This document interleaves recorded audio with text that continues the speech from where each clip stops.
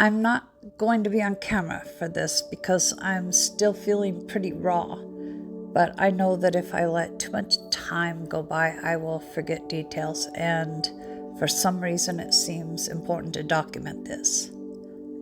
I know the energy is very strange right now. It is affecting a lot of people in ways that are not necessarily positive.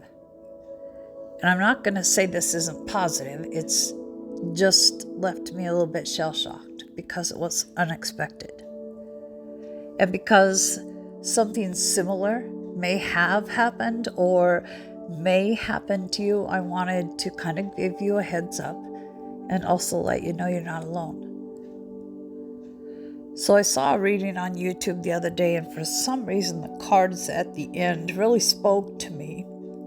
I asked the reader what the deck was told, immediately ordered them on Amazon, and they arrived today. Now, I always put my energy into each card, and then I consecrate them in the way that I developed a few years ago. It's always the same.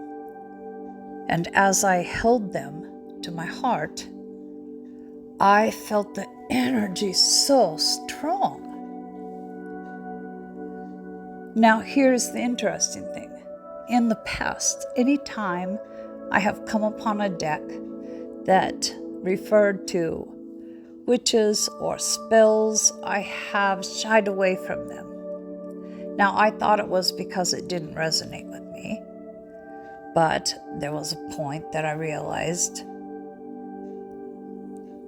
it should, because I have been a witch in past lives. And so I have kind of had to back off any snobbery or reservation about witches because I realize this is not something I'm unfamiliar with. So I did a reading for myself because I always do the first card of the first reading for myself when I get a new deck. And one of the cards spoke about invoking the spell and then receiving clarity about something that had been affecting my life. Okay, I didn't really do it as I was supposed to. I read the spell once and then let it go, even though I was supposed to do it 3 times. I didn't pay attention to anything else that was supposed to be involved with the spell. It just was very lackadaisical about it, I guess you would say. And then a little while later, I realized I was thirsty, and it was very out of the ordinary for me that I decided I would get a glass of water because I hate plain water. I have tried Crystal Light, I've tried cucumber, I've tried lemon, I've tried all these things. I hate water. But I had this craving. But as I put the glass to my mouth and tried to take a sip, I noticed that the sips went down so hard. And you are about to see how these two things are connected. I was in the kitchen later trying to fix a snack, and I started talking out loud and in a speech pattern that wasn't how I talk now. Very drawn out, very pronounced, ending consonants, almost as if I was moaning. Whew. And then I started gasping for breath. And recollection of a past life came to me. Sorry about the doggy door flap. They always decide they have to do that when I'm recording purrs, huh? The recollection was of me being held under the water by a man, long enough for me to feel deprived of air, and then I'd be jerked up and asked if I would renounce my witchy ways. I don't think that was the way it was worded, but I can't remember past, will you renounce this? And I kept refusing, saying, no, this is who I am. Held under the water again until I thought I would die from having no breath, and then pulled back up again and asked the same question. And each time I would say, no, I am not going to deny who I am. Now, I really didn't have any recollection past that until just a little while later. All of a sudden, I got this headache and a realization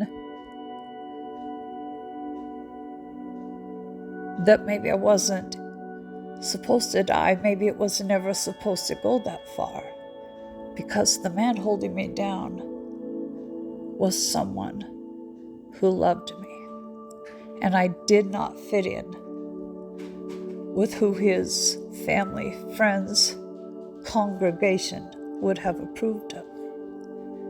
Don't think I was intended to die. But then I got a feeling after the headache that the vessels in my head just started glowing one at a time. I mean, obviously that didn't happen to me today, but I had this feeling that they just started rupturing or blowing, and I didn't die of drowning. I guess that would be a stroke or an aneurysm, I'm not sure. But I had the feeling of what it felt like to be drowning. It explained why I have such an aversion to water. I was literally gasping. And I also had the explanation for why I have been so reluctant to embrace anything of the witch, because I died for being a witch. And I didn't just die and lose that life, but I lost the love that I had thought was to be mine. You know, it's a very odd thing. It's a damn odd thing. I mean, a deck that I'd never been interested in before, but suddenly was drawn to. Water that I always avoided at all costs, that I suddenly had to have. Difficulty swallowing, talking in a different way of speech, gasping for breath, and then having all this realization. And it was all about me insisting that I be allowed to be who I was. Now, you probably know that can be hard, to allow ourselves to be who we know we are. So this was a big deal for me, and I just wanted to share it because you may be going through the same thing. We are all fighting to be authentic, but it's not easy. And some of the things that may be holding us back are these kinds of past life experiences that we haven't directly tapped into yet. They may be coming to you in very unexpected and random ways. And so I wanted to share this with you. That's all. Take care.